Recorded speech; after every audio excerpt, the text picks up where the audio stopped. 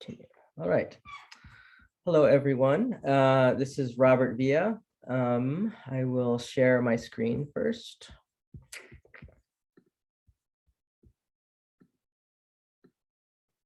We are recording. So just so you know, if you don't want to be recorded at this presentation, you might want to leave or watch the recording when we upload it to YouTube.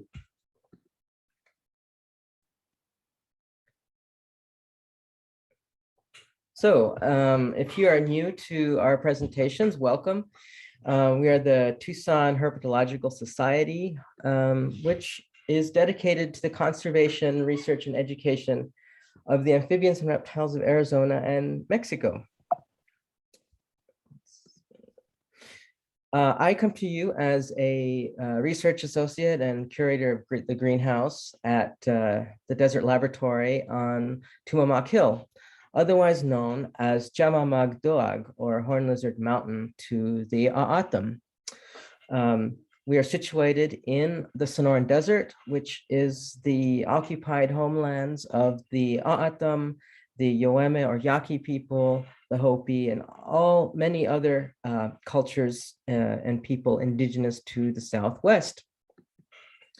Across from the Tucson Valley from Chamamag Doag is Babadak Doag, or Toad Sitting Mountain. And this is known to most people as the Catalina Mountains. But it got its name of Toad Sitting for the fact that if you look at Push Peak, which is on the very western edge of the Catalinas over here, if you go to the western end and look eastward towards the peak or the face of Push Ridge, you will notice, if you look carefully, you'll notice a big toad sitting upright with its snout pointing up to the sky, and the snout would be Push Peak. This weekend, we'll be at the Tucson Reptile and Amphibian Show and Sale. So if you're interested in captive bred reptiles and amphibians, or how to take care of them, or want to just see some really interesting creatures, come on by. Admission is $10 and kids get in for $5. We'll be there with some native reptiles. So will the Phoenix Herpetological Society, and of course, other vendors as well. What's that? Yeah, and the biodiversity group will too. Oh yes, of course, and the biodiversity group will be there, and we'll get to that in a second. Our speaker Scott is the president of that group. The third number of volume 34 of Sonoran Herpetologist is out. We've got a really great mix of articles, thanks to our wonderful editor, Howard Clark. We've got some fiction written by our very own Bob Beasy, and a really interesting article on this mysterious population of New Mexico whiptail lizards in Arizona. A big thank you to Howard Clark, the managing editor, and all of the associate editors for helping put together a wonderful newsletter journal. And of course, the authors, we wouldn't be here without them. Last time I talked about the Charles Lowe Herpetology Research Fund, I made some miscalculations. So to clarify, we've awarded 3 projects this year, a total of $2,815.70. A project on the movement of desert tortoises in the borderland region, the ecological physiology of side blotch lizards in the Sonoran Desert, and a Gila monster health study at the U of A. In total, we've awarded $22,063.70. So we're very, very proud of that. And of course, those are from donations and such to the cause. We also received a $1,000 donation to the Philip Rosen Fund. Phil was a wonderful friend and colleague who passed away. And we have this fund in his name to preserve and digitize and make his important data and publications available. Royce Ballinger also made a $1,000 donation to the THS, and we thank him for that as well. So the THS is part of the Coalition for Sonoran Desert Protection. And as such, we were signatories on a letter that was composed by the coalition regarding the proposed Interstate 11 and opinions and recommendations about the proposed routes of the I-11. We also wrote our own letter, which basically was supported by Phil Rosen's expert knowledge of the area. The Sonoran Desert Toad Fund has awarded almost $7,000 in projects seeking to understand the status of the Sonoran Desert Toad. And the fund is supported from the sale of these hats and this shirt. If you would like information on how to purchase those, just let me know, or if I remember, I'll put a link to those in the chat.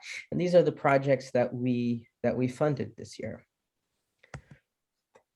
Furthermore, we have 2 books written by members of the THS. They're excellent contributions: Snakes of Arizona by Andy Holycross and the late Joe Mitchell. Huge work, and we're happy to have it. As well as the Mojave Rattlesnake by Mike Cardwell, another authoritative book on this, probably the most maligned snake in the Southwest. And in November, on the 22nd of November at 6 p.m., we're going to have our business meeting, and we're also going to have within that our elections. We're looking for people to fill in vacancies on our board to help further the wonderful things that we do. This is the current board. I am the president, Patrick Brown's the vice president, Karina Hilliard's the secretary, our wonderful treasurer, Maggie Fusari, Howard Clark, the editor. Risha Kota has helped manage our storefront on our website and has some really wonderful stuff organized there. Bill Cooper, Ross Maynard, John Ginter. We're always looking for people to join us and make the THS an even greater organization than it is. So without further ado, I'd like to introduce my friend Scott Trageser. He is a wonderful person. I've known him for a couple of years. And I'll just read a little abstract about what he's going to present. You Westerners get to enjoy the unique herping experiences that Bangladesh has to offer. Fewer still understand the struggles involved to protect the threatened wildlife populations of this neglected country. With more turtle species per unit area than any other continental country on Earth, and a smattering of both South and Southeast Asian flora and fauna, Bangladesh is a land rife with potential and also crisis. From catching butterflies by age 2 to discovering new species by age 22, Scott has found his calling as a conservationist, researcher, and award-winning photographer. He has dedicated his life to protecting species overlooked by others by serving as the executive director and president of the Biodiversity Group, a nonprofit which focuses on conserving underserved species and providing fiscal sponsorship services to nonprofits worldwide. He is also a co-founder and director of the Creative Conservation Alliance, a nonprofit which strives to save the last wild spaces of Bangladesh. Dedicated to the preservation of the natural world and an avid adventurer, and I know this, Scott takes him to wherever threatened species are being overlooked. I should also say that our THS board member, Ross Maynard, is also a researcher at the Biodiversity Group, and he rediscovered rediscovered a snake that was thought to be extinct or hadn't been seen for I think over 50 years. So Yeah, we all interact across organizations, and that's what makes us so strong. Um, so I'm going to stop my share of the screen and hand it over to Scott. One second here.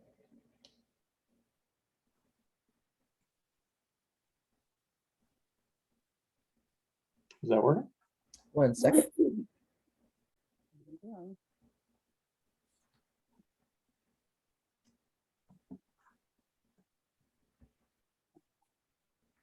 Ah, yes, okay. We do see your screen.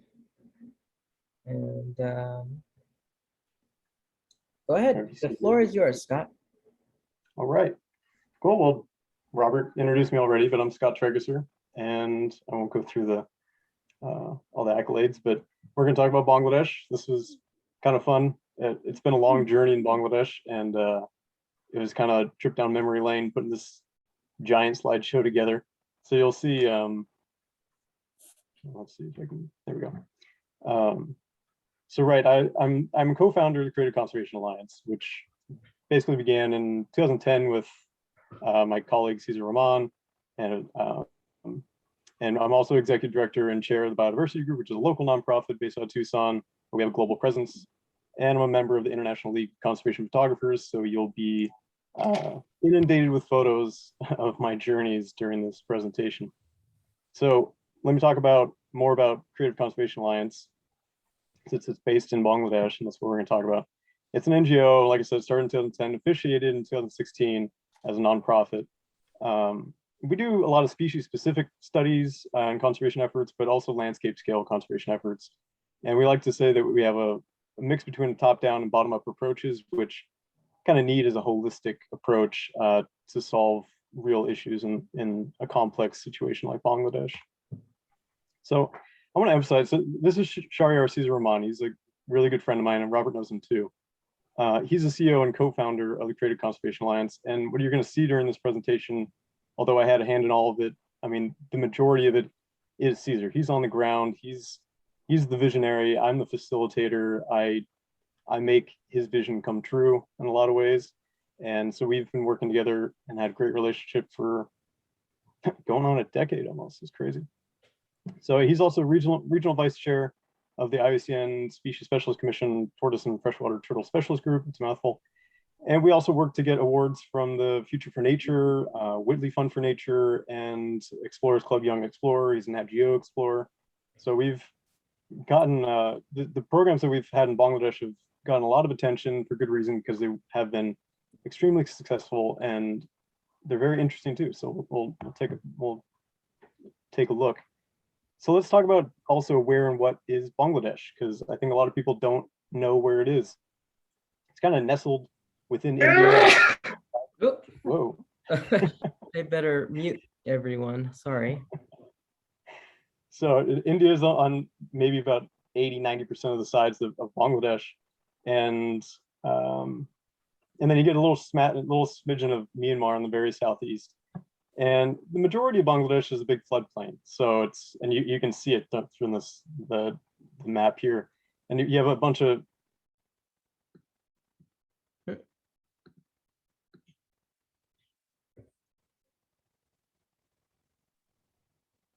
oh, have I been muted the whole time? Yeah, no, just for like the last 5 seconds. I had to mute everyone. Okay.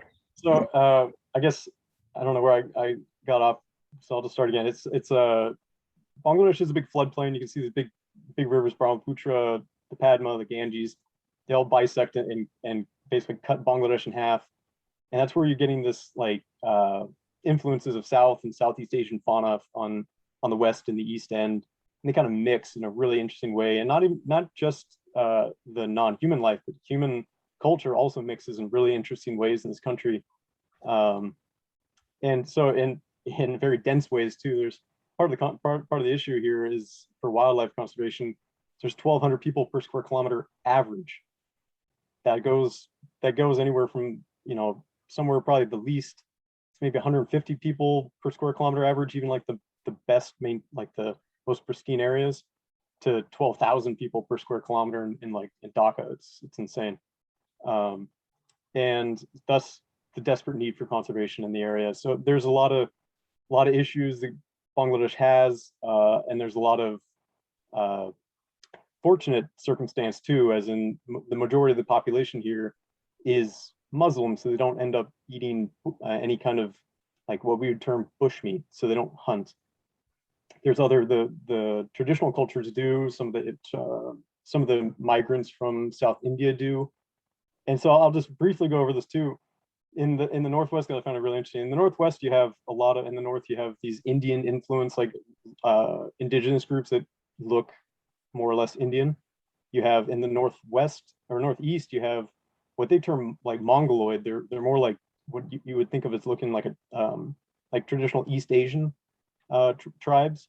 In the Southeast, you have more they're Tibeto-Burmese tribes, so they look kind of Thai, and so it's and there's all this confluence within Bangladesh that they all meet, and all the wildlife assemblages meet in the same way. And I just found it incredibly interesting to work in this country.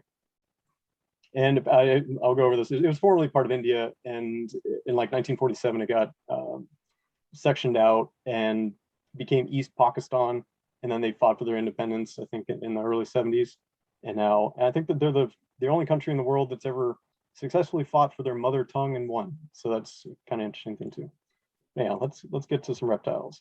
First, let's see where those reptiles actually live. So let's talk about some habitats, because there's numerous, and they're all pretty beautiful when you get into them. So this is the Matamahuri River in the southeast, and anywhere along the river you're going to get a lot of degradation, but you get a lot of mixed evergreen here. Most of what we're going to see, what we end up herping in, is village kind of areas. You get these paths, you get a total mix of different plantation or natural degraded forests, which harbor a lot of life. I mean, you can see the vegetation here. It can harbor and hide a lot that is sometimes pretty challenging to find. And so, yeah, you get a lot of areas that are kind of hilly in the northeast that have tons of, and you'll see rice paddies everywhere. It's ubiquitous. I mean, it's as far as the eye can see, you'll have rice paddies, and which also harbor several snake species that are fun to find. You have a lot of tea plantation in the northeast. It's pretty famous in the Sylhet region. We don't find too many snakes in the tea plantations, but you can get like Trimeresurus and some crates and some other things. And you'll see a lot of it. It's degraded and fragmented. So a lot of the habitats, you may have some big, like these are dipterocarp trees. These are really amazing species of trees that are kind of the basis for much of the forests in South and Southeast Asia. And there'll be a few left standing, but the majority of them are cut down. They don't really create a community. They're just individuals. So this is generally what you see, and it's pretty depressing. But in some areas, you can get a nice community of intact forest, and it is going to be selectively logged almost everywhere. And very like selectively, I use that term loosely. But so this is in the southeast, and the Chittagong Hill Tracts are now known as the Chattagram Hill Tracts.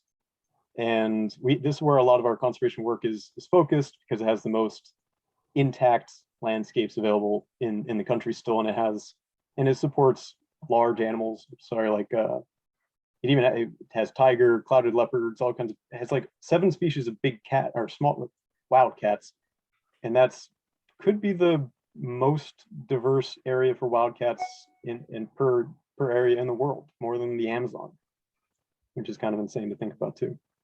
And you have bears and all kinds of things. So really interesting area. And you have big trees. This is a strangler fig. This one's actually not standing anymore. I got word of it to get cut down, but there are some still left, which is becoming more and more difficult to find. And then in the northeast, you have a somewhat similar assemblage, but there are distinct differences. And the way that the forest is managed, there's a lot more presence of the forest department in the northeast. And a little bit of background here, the forest department was instituted by the British, and they were essentially foresters. So they were charged with making these forests economically viable. And that means that they're logging and they're extracting resources from them. And to this day, that charge hasn't really changed. But the public perception of it is not, it's not as desirable, right? So what they do is they end up cutting down trees, maybe when you're not looking, maybe the tree just fell and they're allowed to harvest fallen trees, whatever way they want to do it. But then they plant bamboo in its place, and so you have this fast growing tree that gets pretty tall, and it's green, and green is a very deceiving color. So you think that it's a full lush forest, and when in fact it may not even be native bamboo, and it's just a filler because they ended up, taking out some trees that somebody wanted. And then in other areas, we have these, what's called the char habitats. It's this grassland on the side of some of the big rivers with a sandy bed. This is the Padma, so you'll actually very occasionally get gharial that kind of cruise down here, usually hatchlings. So this is the only place in Bangladesh where gharial still can be found at some points in the year. But you get Russell's viper and stuff in these kind of habitats too. It's also you get a ton of lentic habitats. It's pretty dominated by them. They can be beautiful. You have like freshwater swamps. There's a Rattergool. There's only 22 freshwater swamps in the world. This is one in Bangladesh. So there's a cool confluence of all these habitats. And then you get the Shundarbans, which is the biggest coastal mangrove in the world, shared 60% by Bangladesh, 40% by India. And you go through and we take workshops and stuff down into these areas looking for tiger and everything else, king cobras and Burmese pythons. There's tons to see in the Shundarbans. And then a lot of people don't realize this Shundarbans also has some grassland kind of scrub habitat too, which is chock full of cobras and other delights. And that kind of that's the role of the extent of the major habitat zones. And I'm just going to go through some species really quick just to show you kind of what we're dealing with, because I figured everybody wanted to see some of the native wildlife. So this is a Assam roof turtle. They're really common in village ponds. You get checkered keelback right next to the roof turtles, and they're feisty. They like to bite. You can't not get bit by one if you pick it up. Rainbow water snake, you can find them by the net load. They're everywhere. Real quickly, Scott, is the keelback also the one of the few poisonous snakes? So the keelback seems to be, it's a pretty general term. Go by the genus. So that's Rhabdophis, which is the one that has the nuchal glands that are poisonous. It's also venomous. Okay. This was Xenocropus. Now it's Thalia. There's a lot of name changes that have happened recently. Yeah, so this one not venomous, but very common. Monocle cobras, you get 3 kinds of cobra species in Bangladesh. We actually you don't encounter them that often. In certain areas, I think you can, but I just ended up not seeing those. Common house toad, obviously you get them everywhere. These are like invasive in Madagascar now. Kind of remind me of snoring desert toads a little bit. And sometimes you can find them in interesting places like estuarine habitats, just cruising in pretty salty water near the ocean. Just thought that was kind of neat. Sometimes you get treated with these bronzeback tree snakes, which are pretty quick, but a lot of times you'll find them sleeping over overhangs and ponds and things at night. You get several pit viper species. This is Trimeroceras erythrus, the red-tailed bamboo pit viper.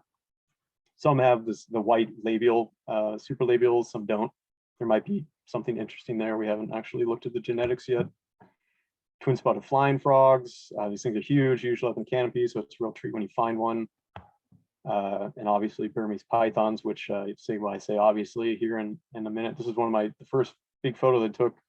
And just a little aside from this, the power of conservation photography in Bangladesh was simply for the first time taking beautiful photos of these animals. Nobody had seen beautiful photos of reptiles and amphibians from their country, really, like that were really painstakingly taken. And these photos, they've gotten us a ton of attention, and that's really what you need. You need somebody's attention to be grabbed so that you can kind of deliver the message.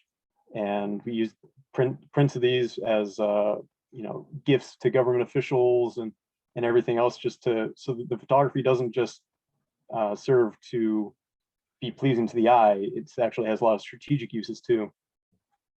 And we'll see this. So this is where the journey begins, was with Burmese pythons. And what we had, the Creative Conservation Alliance was initially termed the Bangladesh Python Project. And this was started by Caesar, and I joined in later. And yeah, don't laugh at that goatee. It's, it's not much better now. But yeah, this is 2013, and that's, you can see Caesar on the right, and our buddy Shahriar on the left, who's no longer with us, Rupa Dada here, and a couple of our field hands. And so this was our first Burmese python that we put a radio telemetry into intracelomic implantation surgery, which I was the one sent out there to actually do, because nobody in country was knew how to actually do the surgery. And it worked out great. We ended up putting transmitters in 10 different pythons. We are in the process of publishing this data finally. We tracked them for for 6 or 7 years. And yeah, we just got it all analyzed. And so let's see. So what would happen was we would basically put out the phone number to the village and say, okay, well, if you find one of these big Burmese pythons, no, you don't want them around you, so give us a call and we'll come and take care of them. So it was always a treat to go. And the village, I mean, they'd be scared, especially these poor girls doing the tea pickers, and there would be a Burmese python, and nobody, they wouldn't want anything to do with it, but the manager's coming down on them to do their job and everything. So we go and take the snakes, and this is how we found all the snakes. We never actually found any adult pythons like just naturally occurring in the forests. They were all village calls. They tended, and through the telemetry study, we noted that they were basically found around village ponds and a lot of the areas, and some of the like grasslands, but they liked edge habitats is what it came out to be. So like in the middle of the forest, you didn't really find too much. We don't know why. We don't know if it's the lack of lentic habitat, or if it's lack of prey availability, something. But so yeah, we pit tagged them. We did all the proper research. We did a bunch of public outreach. You see even the little transmitter drawn in there, teaching the kids. And I mean, everybody loves doing this, like taking the snakes to the kids and just seeing them light up. And the girls would be super scared. Some people would be scared, and then they just, once they touch them, it's just like a life-changing moment for them, and it's pretty fun. And that had like some great repercussions for us, because we ended up talking to a lot of the villagers. We get more calls from the pythons. We do other snake rescues, all kinds of species, king cobras, whatever. And we'd also get these elongated tortoises that ended up popping out in Lawatra. We didn't know. Oh, this, by the way, this is Lawatra National Park that we're working in. So this little kid ended up, he heard one of our presentations and one of the outreaches. And so when he came across this tortoise, when he was doing work in the field, he called us, and we ended up getting this first elongated tortoise to do a telemetry project with. That's Anamesh Ghosh on the right, and this is Bonnie Rashid, who we worked under at first, the older gentleman right there. And so then we ended up tracking these tortoises for quite a while too. The data, we learned valuable lessons with having what we term parabiologists, which are these basically laymen that we teach how to take biological data for us to go tracking, etc. You need to incentivize them properly, and you need to oversee them properly, because they end up making up a lot of data, and some of it was easy to figure out that they made up, some of it wasn't. So some of the data we have for these tortoises ended up being unusable, which is really unfortunate, but it's a good lesson to learn. So that evolved, like everything evolved year after year. We started bringing other Westerners in, other nationals in, started doing some looking more closely at all the species that were found in the Northeast of reptiles and amphibians. It turned out there was new stuff. There was things that were very obviously misidentified for decades. And so there was a ton of work to do. And we started bringing in workshops to help us with, so they would come and they would pay to learn about conservation field research, just touring the country. And so they get to help put on transmitters. You see our lovely Karina Hilliard there on the right, and a bunch of friends here. I love these photos. And so we teach how to do basic scientific procedures, and they actually about tracking and everything. You can see. And we brought in nationals too, right? So this is a student group from Sylhet that comes out, and super engaged, super intelligent guys that just really want to make a difference. And I think some of the partnerships that we made during these workshops ended up being really powerful. And yeah, like I said, we take out, here's a Notus Judo that we tracked on the trail to the workshop participants. We go down into the Schnurrbans. We just kind of have adventure too. It doesn't always have to be work on the workshops, but you're out there and it's a real adventure and you're really finding stuff. So this was a country record with this Xenocropus Cerastagaster. And we published it, and everybody here is a co-author on that note for the country record of Bangladesh. And we had several of these. You get a lot of just cool observations. You just get this. We were photographing this dog-faced water snake, and mud puppy just comes up right next to it, and there's lights all over it. And it's the mud puppy's, I guess, blinded. I don't know, but the snake doesn't care, and he just nabbed it and eats in front of us. You had banded crate eating Indian wolf snake. This is with during the workshops, and we got this crab eating snake with Fredonia for the first time in the country. So that was another country record. I guess I didn't have a slide for this. It's transitioning a little bit here. These were some of the actual discoveries that we had, like the novel species. This is one we just published for Swanborn's puddle frog. It was a pretty cool paper. I was privileged to finally be a lead on a species description paper, which is a dream come true for me. Especially working in other countries, it's really hard to get to that level. So it was really just the partnership that we had in Bangladesh and generosity of my colleagues to let me do this. We have several species that we're still publishing on. This long-tailed grass lizard is novel. The slender gecko is novel. So yeah, tons. Anytime it's great in Bangladesh. I can literally go out, and we have a bunch of these, and you can go out, and if you look closely enough, you can find a new species in just about any area. So it's incredibly interesting. And so now we'll talk more about the holistic conservation programs, lurking in the Chattagram hill tracts. This is where the real conservation has to happen. It doesn't have any forest department presence really in the places that we work. It's kind of a no man's land. There's insurgent armies. It's politically unstable. And that's part of the reason why it still exists. There's definitely tons of new species lurking in these hills too. And this all centers around the local communities, the tribes. This is a MRO tribesmen. There's, I think, upwards of 12 different ethnicities in this one area. And so we harness their traditional ecological knowledge and just their abilities and basically employ them, give them employment opportunities, first of all, so they don't have to hunt anymore, and take the best hunters and make them what we call parabiologists. So they go out and they tell us where to put up camera traps, and they know very well where to put up camera traps because it's where they put snares essentially, or what they used to. And they just help. They tell us all what they've observed with different species, with pangolins. They knew things that that I didn't know. And we can generally trust their knowledge, which is pretty great.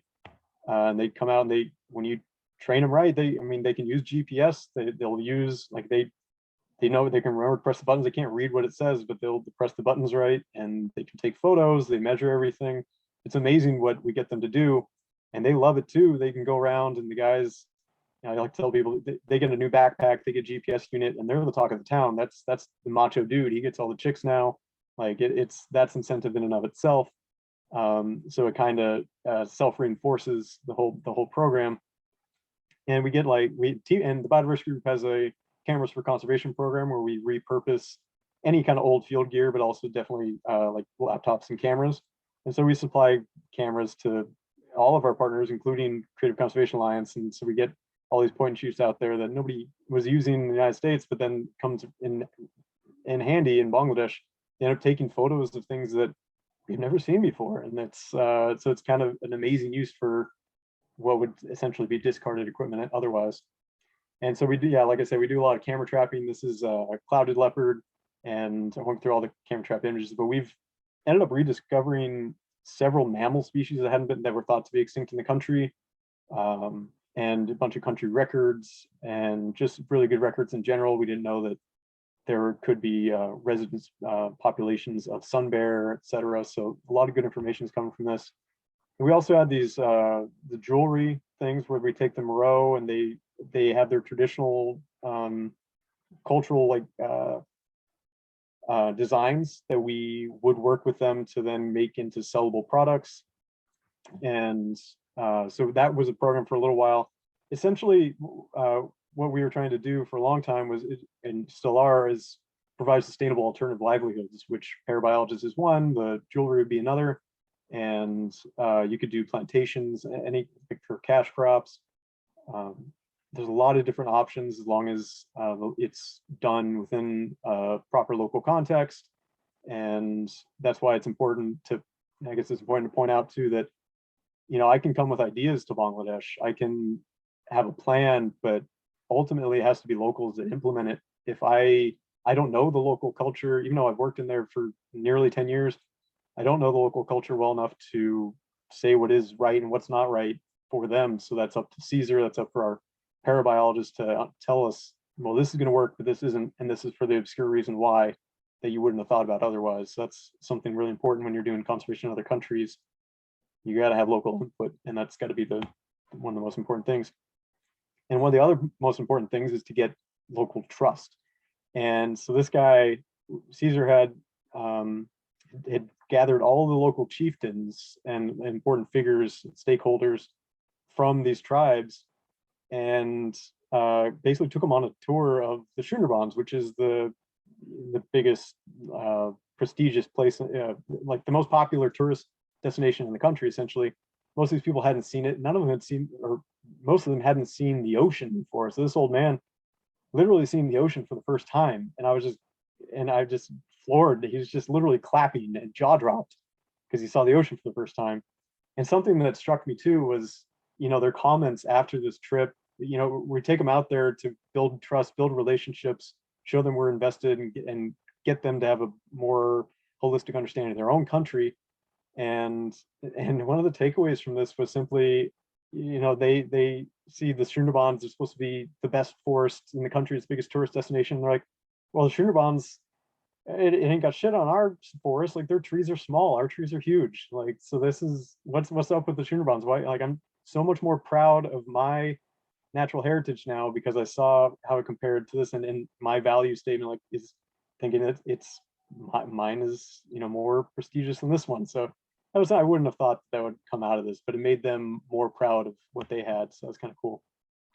And this has all resulted, all this relationship building, all this work has resulted in these indigenous community conservation areas that really, and I had no part in actually establishing this as Caesar.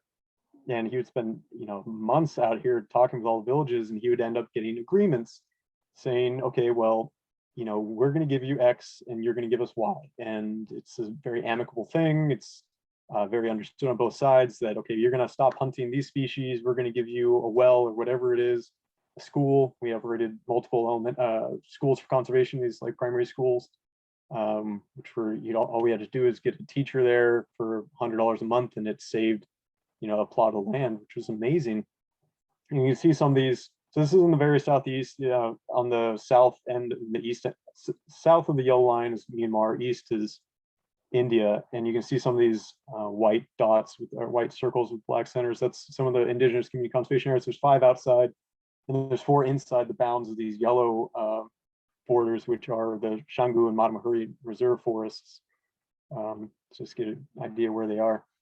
And so we end up reforesting some of these places, afforestation efforts and others, and basically trying to build up what was once there so that we can repopulate it with, you know, the right species of trees, the right species of tortoise, you'll see later, that are right coming up after this. And so we've had really good success with this. They've let me regress a little bit. Part of the issue here is they have a Sweden agriculture system called Joom, where it's slash and burn.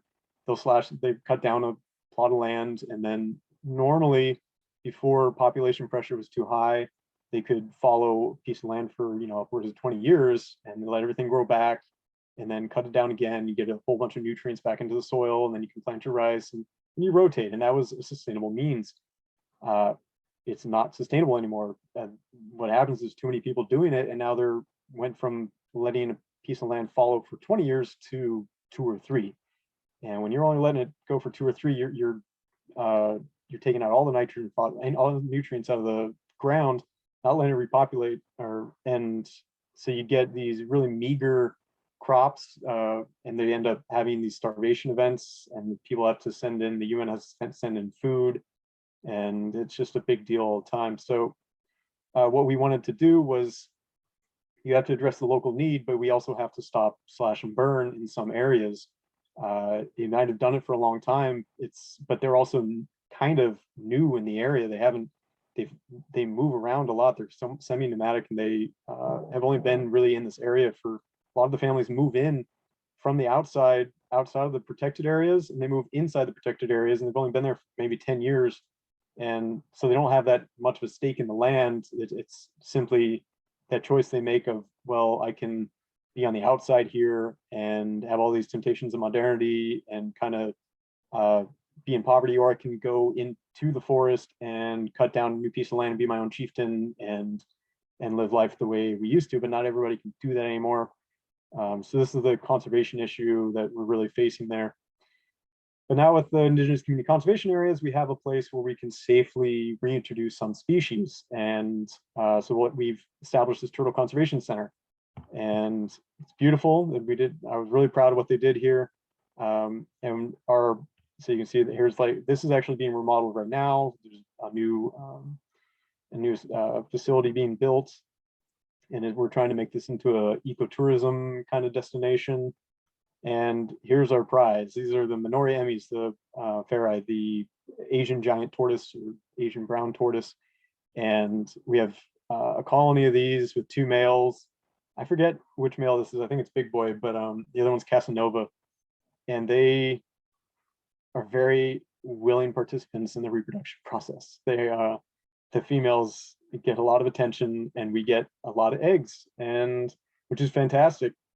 It's been a journey to figure out how to incubate them properly and how to combat mold and flies and humidity, etc. And the problems aren't over when they hatch out. We end up getting a lot hatched out, but then there can be high mortality events from potentially they're eating a species of mushroom they shouldn't be. It's in the facility, or they get too cold or too wet. And it's been kind of a challenge to figure out, but we have several different species in this facility. We have, along with the Asian giant tortoises, we have Arakan forest turtles, which this was actually rediscovered in the country. Well, it was rediscovered by Steve Platt in 1994. It was thought to be extinct for, I think, upwards of 100 years, maybe it was 90. And it was found in northwest Myanmar, right across the border from Bangladesh. And Caesar came down into one of the Moro villages at one point. He saw children playing with these I think it was the carapace or plastron, I can't remember, maybe the whole thing, and identified it as Heosemys depressa, ended up finding some adults. And so it was a country record. This hadn't been known from Bangladesh. It was only found in one isolated population in Myanmar. And now we have a breeding colony of them in Bangladesh. We have keeled box turtles, and we also had Crura amboensis, but they're a little more rare, and elongata, and we have some elongata there too, which all these are, I think all of them are critically endangered. So yeah, and what the whole point of this breeding facility is to repatriate the progeny into these safe areas, these indigenous community conservation areas, in order to repopulate. Because essentially what we found through all the surveys using the parabiologists and through all the data we've collected through all the villages, the Asian giant tortoise, it's functionally extinct. Their populations are disjunct, very isolated, very small, and there may be one male over here, and 10 kilometers away there's another male or female. So it's essentially, you can think of it as functionally extinct. And so what we're doing is trying to concentrate them. We've aggregated the first breeding colony of them. And that repatriation event, well, it should be, we're on course. We're doing all the screenings, the disease screenings, and we're going to be releasing them this winter, as long as everything goes to plan. And so it'll be the first time ever that species has been reintroduced into the wild, either from any of its range countries. So that's pretty exciting stuff that we're working on there. And I'll talk a little bit more about some other conservation issues. You can see like trade is a big thing. The turtle trade isn't that open anymore. It has kind of gone underground in recent years. Used to be able to go, I think it was on every Sunday. go to a specific market and they would slaughter the turtles on site, and I mean in droves. And that's gone underground. You can still you basically call a number now and it gets delivered to your door, but you need to know who to call and everything. So the turtle trade, a lot of it gets exported too, is huge, and the borders are extremely porous, so stuff goes in, stuff goes out. Wildlife doesn't really get attention in these borders a lot, and part of the reason is too because they don't have any detection dogs that are specifically trained for wildlife detection, which is another thing that I guess I probably should put a slide in here of this, that we have a dog, Clive, that in partnership with Global Conservation Force and Conservation Scent Detection Dogs, I think his organization is called, Wesley, he's training a dog for us, and that dog will be coming, I believe, in November, and we'll be able to actually track down tortoises in the wild, pangolin in the wild for a study I'm doing, and also show the benefits of having a wildlife detection dog in Bangladesh to enforce wildlife trade. Other conservation issues, there's a lot of diseases. Leeches don't actually take out diseases. This is a big guy. Caesar slept with his foot in the lake. I remember this one. But I've gotten so many different diseases in Bangladesh. It's insane. And I've gotten like hoof and mouth, all these epizoonotic things. It's the only place like I ever really get sick, and it's always something there. So that's always a field challenge. So something we accept, right? More wildlife trade. These Oriental pied hornbills, they were going to go for about $70. I think I want to say $70 each, and that was just going to go. The family was raising them. They basically took them from a nest chamber, and they were going to sell them for rice. I mean, it's subsistence, and unfortunately, that's the situation they're placed in. So you can't really blame them. And this is why, because the slash and burn is so prevalent. You've got virtually nothing left in that country. There's one last stand of like original forest essentially that we're trying to protect, and after that's gone, then it's all going to have to be regenerated, which is a lot more costly in a lot of ways. You have roads going through national parks too, so you get a lot of roadkill issues. Not just with reptiles, you get it with monkeys or basically anything that crosses the road. These guys will go very quickly through these roads, and it's super loud too. The culture in Bangladesh, driving culture, means there's a lot of honking involved. A lot of honking. I like to say that they drive by echolocation, because they literally sometimes they don't look before they merge or anything. They just honk, and if there's no other honk, they just go over. So it's crazy. So that creates a lot of noise disturbance too for any gibbons or something that rely on their call for different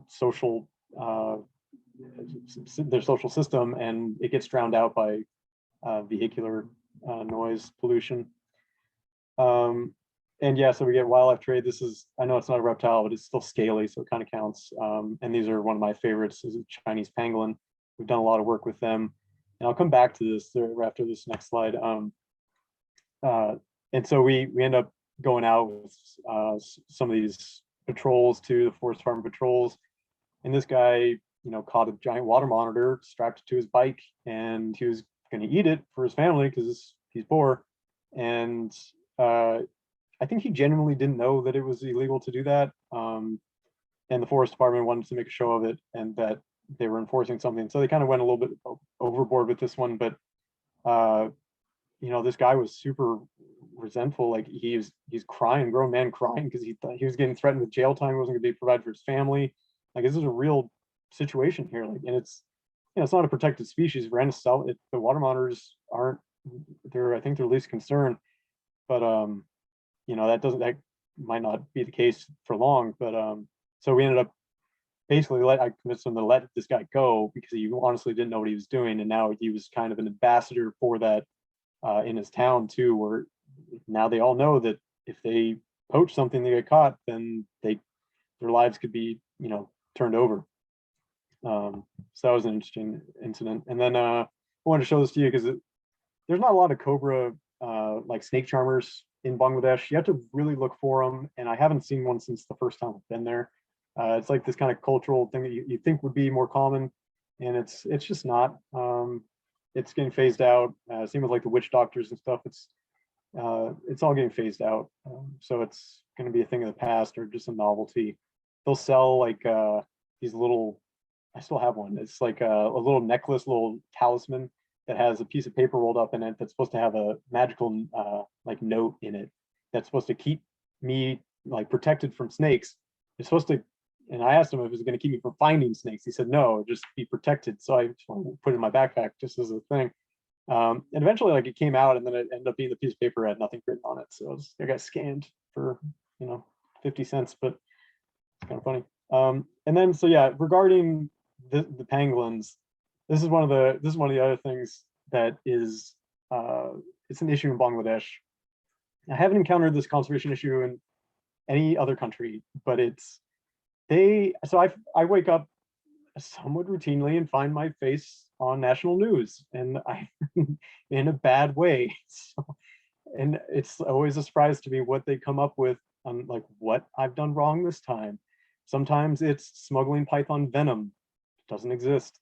It's anything that they can think of. I was remote controlling pythons with their telemetry.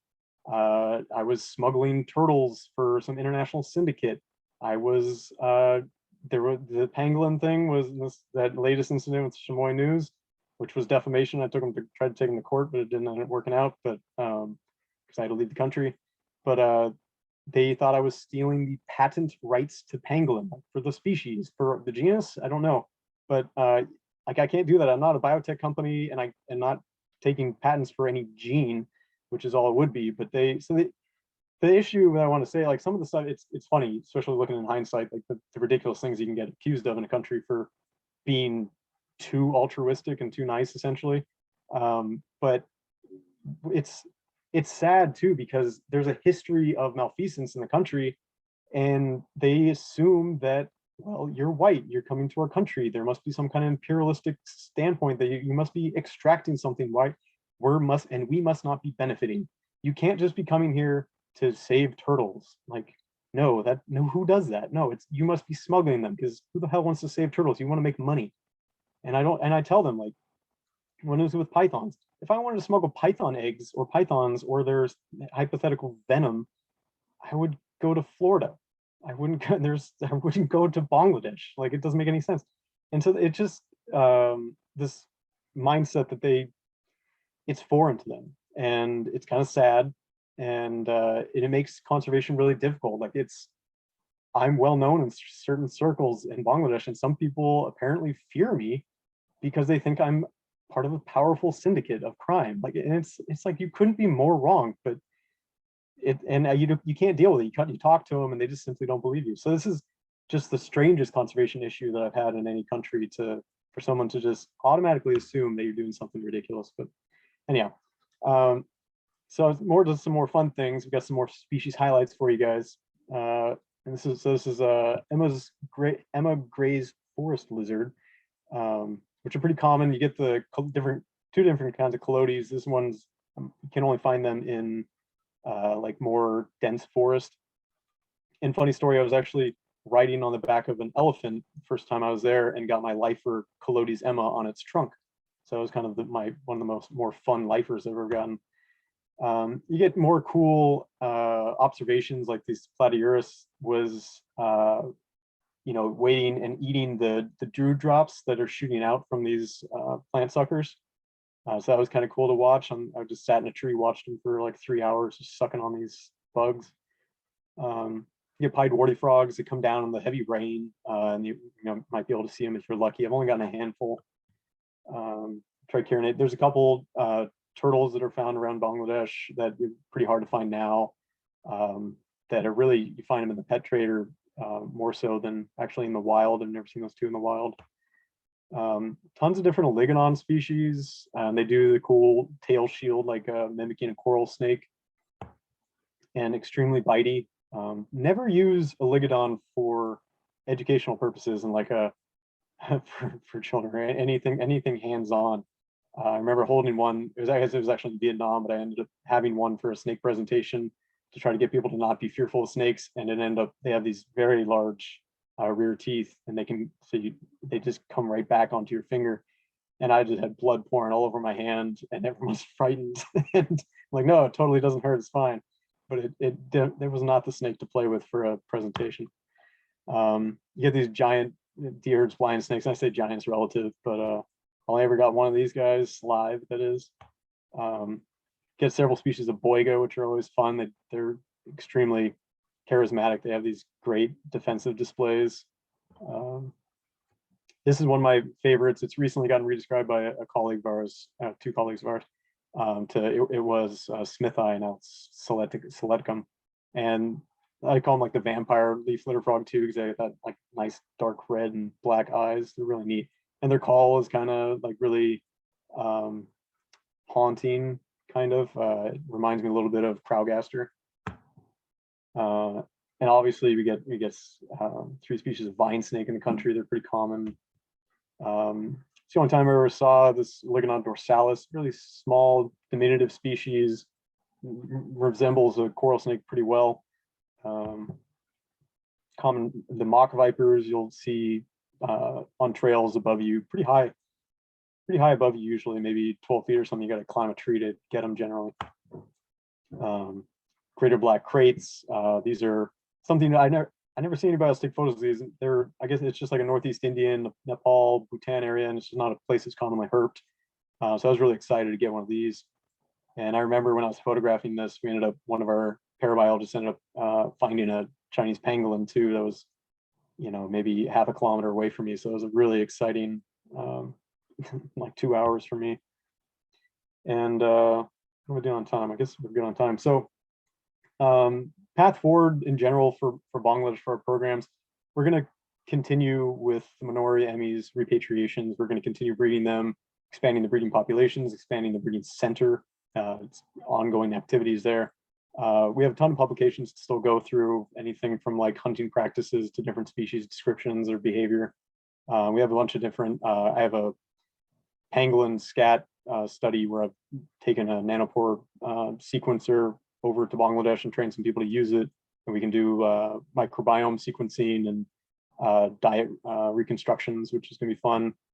Got to keep work with the local communities and expand the indigenous community conservation areas, work on patrols, trying to get, no law is really worthwhile unless it's enforced, right? So that's what we're trying to do there.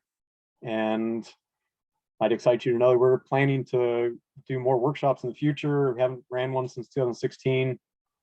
A lot of the issues that we had prior with relationships with different people and reporters, like the reporter that got me in with Chamois TV, he ended up getting, I don't know if he got arrested, but he was doing inappropriate things with inappropriate aged people, and he has no longer any power. So basically our enemies have fallen. They were not of good standard anyways. So the path is clear for us to finally run some more workshops and take people out and enjoy the really unique herping situations in Bangladesh, where you just go out at night and then you get you're close to the mosques basically at all times. So you're actually herping and like finding snakes, and they get the mosque call, like the call to prayer, like in the background. It's really, it's like nothing else. This is really an interesting place. And right, so biodiversity group, if you want to see more of our work, we have a ton of things being developed with our fiscal sponsorship programs, with trying to help all these organizations around the world, trying to basically do the work that they're trying to do. And we have also done a bunch of great in situ field work being done by, like Ross, Robert said, Ross Maynard. He's a research director, and together we've gone down to Ecuador a lot and had plenty of rediscoveries and new species descriptions, and we're helped expand a reserve down there by 2-fold, which is amazing. And the Critter Conservation Alliance, definitely give them a follow on all social medias. And if you want to see my any of my photos, you got that there. And Robert, do you want me to go through the turtles of the shrine, or do? Sure. Real quickly, what scales are we looking at? That's Scoloporus magister, actually. That was found at my house in Tucson. Wow, I didn't know their scales were notched like that. Yeah, they're crazy. That's why they're so sharp. They got dual pronged. That's really beautiful. Yeah, I love that photo. We were relocating it out of the backyard because we were moving some stuff around. I was like, yeah, actually, this was a really beautiful male. Just ended up taking an ultramac of it and came out nice. Yeah. I think we could do a little bit of the other information you wanted to share for sure.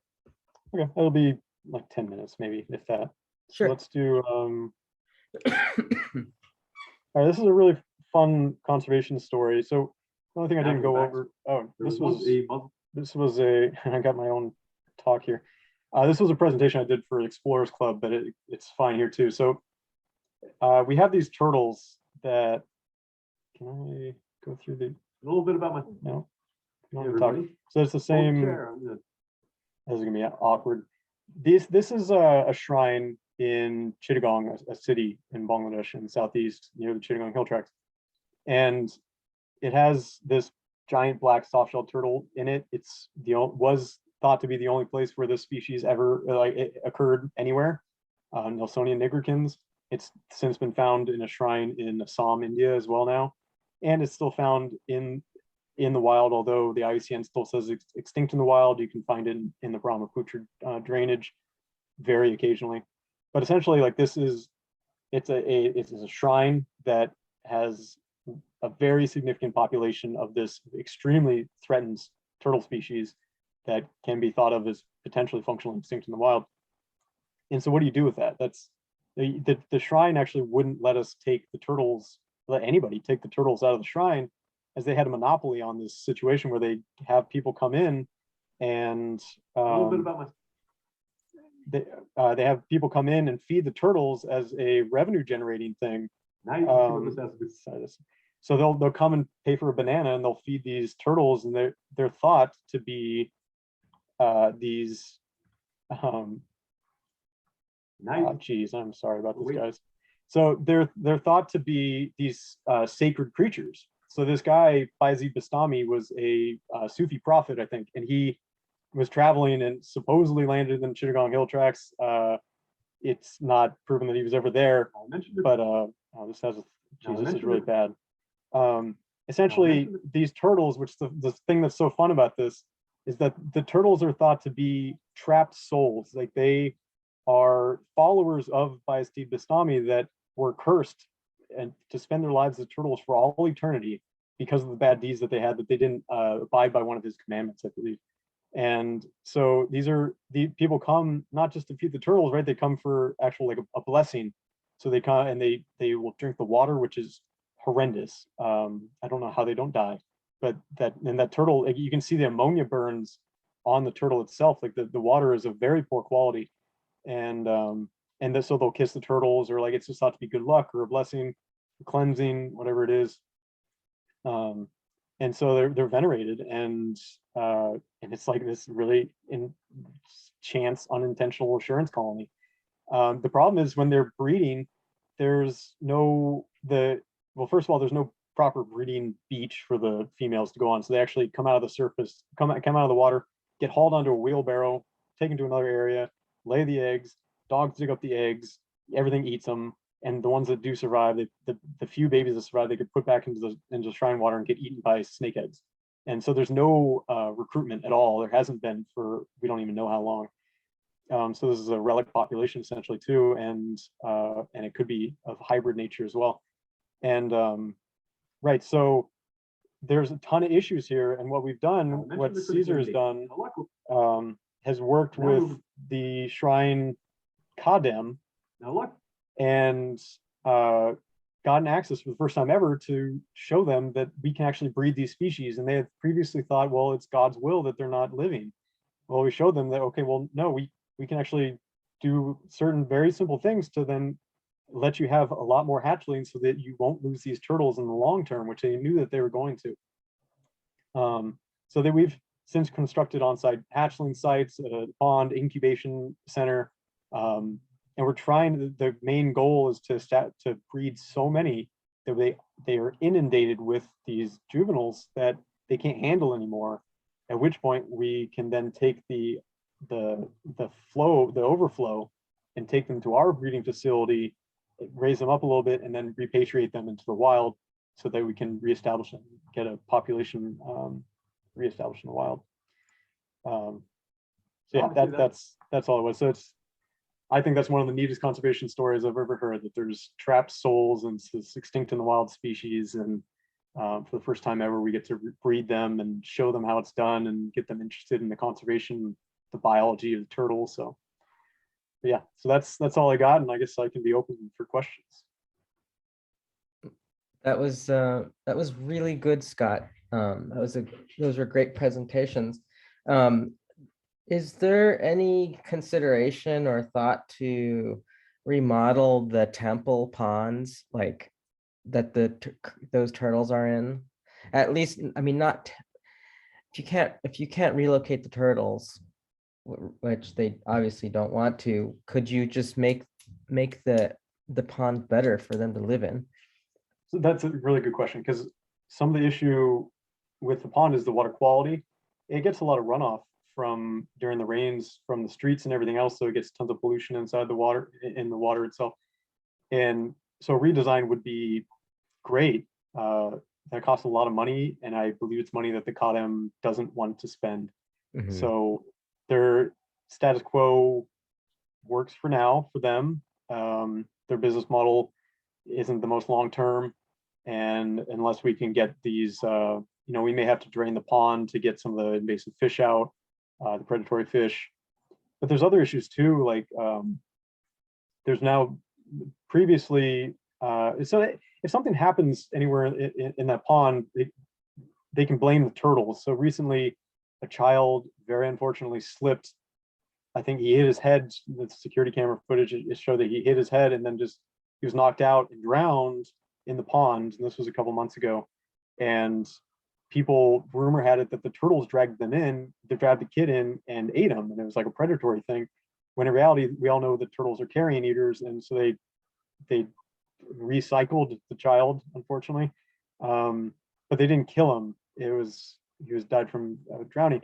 But so the community around the pond was then adamant. It was an angry mob, and they were going to poison the shrine again, which had already happened. I believe it was 2008 or 2009, where they put in a like asphyxiating agent, like a deoxygenating agent into the water, killed all the fish, but it failed to kill the turtles, luckily.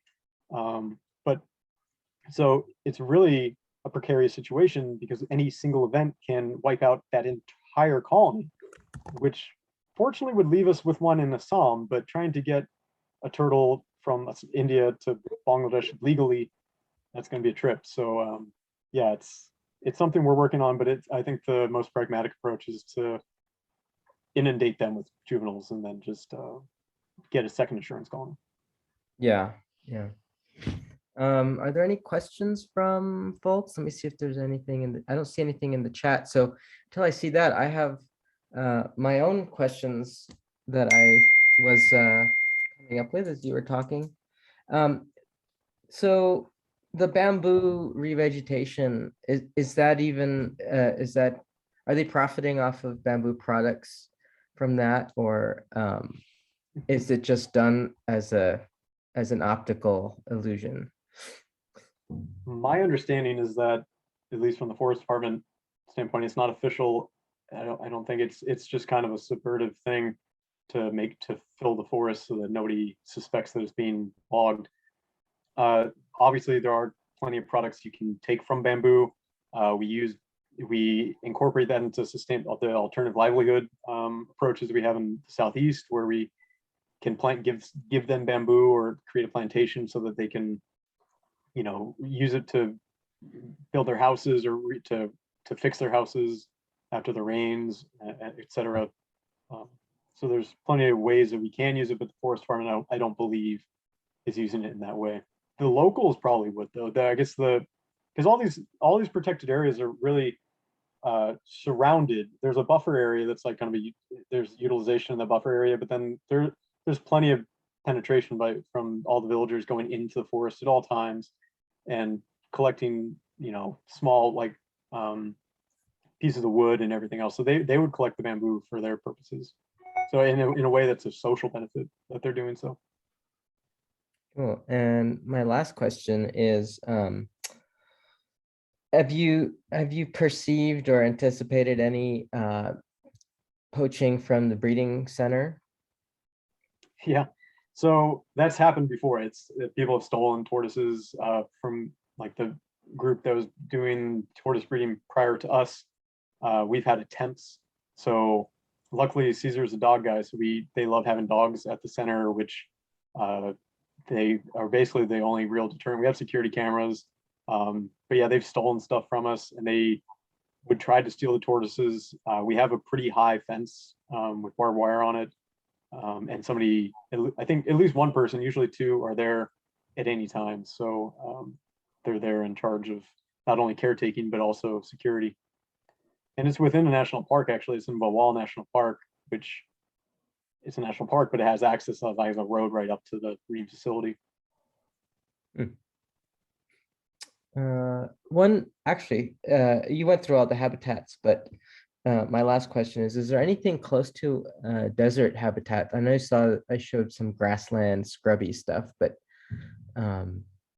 yeah, so in like the very far northwest, I think there's records of things like sand boa or some other like xeric species, like sand dwelling species.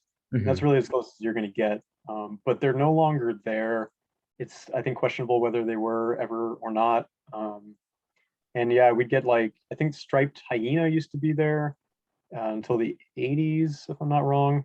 So yeah, it's semi-arid. Yeah. But I think like chameleons, they only come up the coast of India, 3/4 of the way or something to Bangladesh. They don't quite reach it. Cool. Anyone?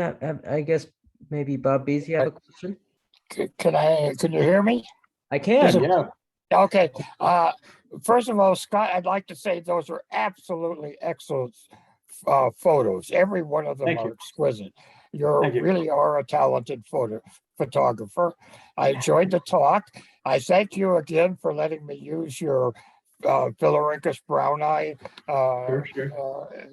photo recently. And I have a quick, simple question. I'm not big on temperature dependent sex determination, but is it a consideration here? Well, not at the moment. We're actually not sure what the gender ratio is of these hatchlings. We haven't had the funding to do any to look into that. Right now, the imperative was simply to breed them and to get it all down. We can refine that process in the future. We're assuming we have a mix, but yeah, it's we're following protocols that through like the Turtle Survival Alliance, who sponsors a lot of the work in Bangladesh. There are other range programs like in Myanmar and India. We're following their protocols they developed as well. And Minori Emmys has been bred a lot in other countries, which is an interesting like conservation point where there's plenty of breeding colonies around the world. Like the species is not going extinct ever, but trying to get one of those individuals or any of those individuals from Ojai into Bangladesh, it's the insurmountable task. So having the only reasonable situation is to simply raise them in country, which is why it's so important to have a breeding colony at that breeding center. Because even trying to get them from India to Bangladesh is incredibly difficult. We're trying to have this international agreement between Bangladesh, Myanmar, and India to get genetic flow in between all the populations to prevent inbreeding depression, but that's work in progress. Thank you very much. Yeah, thank you.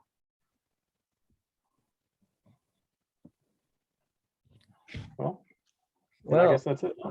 I guess that's it, unless there's. Okay, I have one more question. This is kind of silly.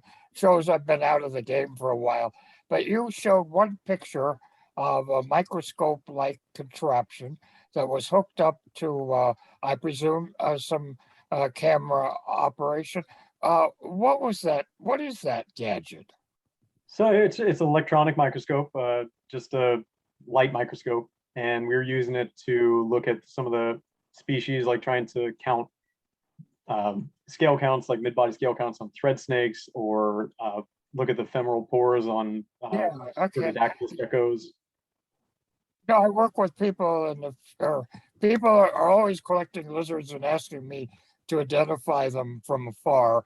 And I was just thinking if those things were more widely usable in the field, that would be a great way to permanently digitally record Yeah. the morphology of the animals. So there are 2 points on that. So there's actually a fun, I think it was a Kickstarter Indiegogo thing I got. It's called, I want to say it was like iMic or something. There's like a little tiny, if you're interested in it, message me, but it's a very small piece of glass that you put onto your phone and it gives you 50 times magnification. And it's obviously, the quality is not amazing, but you could easily use that for, and I plan to use it for, getting tiny bugs or tiny features on reptiles when I don't have, a pair of binoculars to flip backwards or a hand glass or something in the field, and it's super small.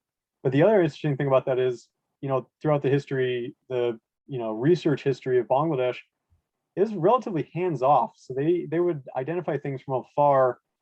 Seems like they wouldn't really flip them over ever to look and see, like, count the chin shields or anything. So some of these identifications were wildly off, and so it was something surprisingly novel for the country to simply and it also was created friction between us and the forest department when we would need to take species for 24 hours or something to do scale counts, and there's friction there. So it ended up being a lot of opportunity for us to finally be able to get hands-on with the species and count and finally, and it's for the benefit of the country, because now we have several new species that we didn't know about before that that are prized. It's Bangladesh national pride. Very interesting. Yeah. It seems like you're first, thanks for those questions, Bob. Yeah, thank you. It seems like you're really working on introducing a concept of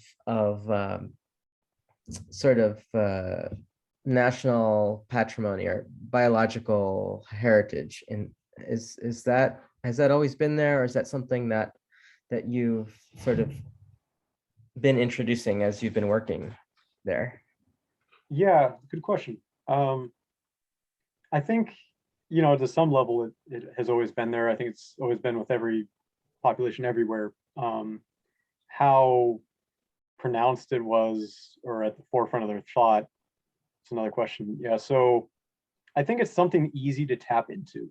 I think it's an easy narrative for a population to think of something as being prideful, like that. Okay, well, it's our tiger, like it's Bangladesh tiger, it's pride. Like, we won't let the tiger go extinct because it's a symbol, and it's a symbol of national heritage, and you can make any species like that. And we have grand plans, like you can name a species after the prime minister, and then as long as she's not insulted that a frog got named after her, then it'd probably never go extinct, because whoever killed the last of the prime minister's frogs is gonna get hanged. So and you can do that with with the tribes too. Get them, like I was saying, when we took them to the Shunderbans, they became really proud of their own forests. And so it's just finding that angle to figure out, like, what can you get them proud of. Like, if you say this is something special, this pangolin is only here, it makes them think like, oh wow, yeah, like this is actually something like on a world scale that makes us special, and everybody wants to be special, right? So. And one last thing, so given all that you just said, how do you view pride or care for biodiversity in our country? How do you think our society views it, and what do you think could improve it? Wow, yeah, that's an excellent question. And there's question. no right or wrong answer. It's just something that I deal or question a lot. As living in the borderlands and in the various climates that we exist in right now, how my frustration is that maybe there needs to be a improved sense of pride and concern for our own biodiversity in this country. No, I totally agree. It comes down, and it's a discussion. This is a conversation. but briefly, I think there's a big thing that I've learned years ago, where especially with doing hands-on education with kids or with anybody, awareness by itself is not enough. It needs to be translated into appreciation. And once you appreciate something, you can then end up sacrificing some amount of yourself for that other thing, right? So you can be as aware as you want to be that tigers are going extinct, but unless you really truly appreciate it, when you go there and you see the Bornean forest cut down for palm oil, like you get your heartstrings get tugged, you're not going to do anything. So that's one of the powers of conservation photography. The hope is to reach to people, to pull on those heartstrings. Even so, I like to say you can open a heart, even if it's attached to a closed mind, so you can you get a really powerful image and get people to care. But each individual is going to have something different that's going to mean something to them, and different cultures within the United States are going to value some things more than others. Some are going to value the economic aspects of things, which it's controversial. Sometimes it works, sometimes it doesn't. I think it gets promoted a lot, like the ecological services kind of aspect, and pricing out species, like how much they're worth, just on from a monetary standpoint. And it's not enough in and of itself. No one approach is going to be enough, and so you need a confluence of all of them. And you need to, so it's kind of scattershot. You just got to put it all out there and hope something sticks. And then it's hard also remotely to address somebody. When you're speaking one-on-one with them, I can pick out, okay, well, this is what you care about. This is how I'm going to convince you that that this is actually worth saving, that the biodiversity crisis should be held to the same standards as the climate crisis, and this is what we need to do about it. But in social media messaging or mass messaging, yeah, it's tough. So you just got to try it all. I like one small other thing I like really pointing out, because it meant something to me when I understood that it's not just our generation that's going to suffer from this. It's not just the next generation. We're not just borrowing from our children's generation.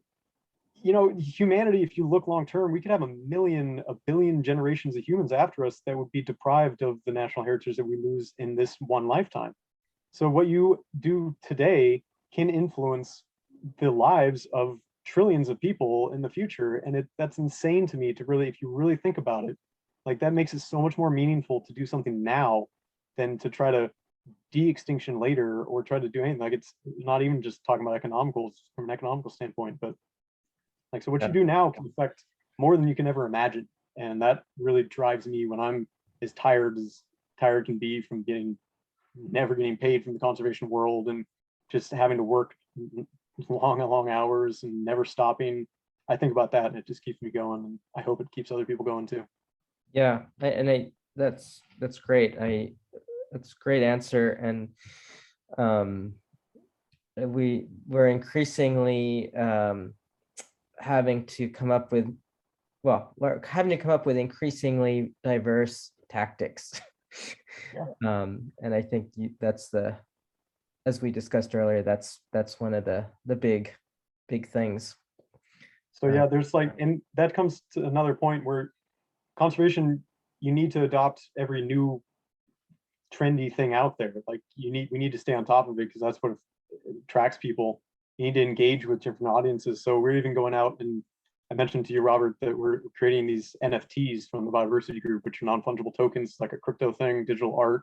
And it's very not standard. Like, a lot of us are not going to appreciate it at all, but a different subsect of the population will, and it will engage with them, and it gives them a chance to engage with conservation in a meaningful way. So I just think we need to think about these angles more and more, to reach outside of the choir and really take the first step on the bridge to the other side, because we can't wait for them to take the step towards us. Yeah. Well, it's already 8:24, and but it was a great series of presentations, Scott, and I'm sure everyone enjoyed it. And hope to hear from you in the future and update us on what's going on. Yeah, absolutely. It's been a pleasure. Thanks everybody for watching. All right. Good night, everyone. Good night.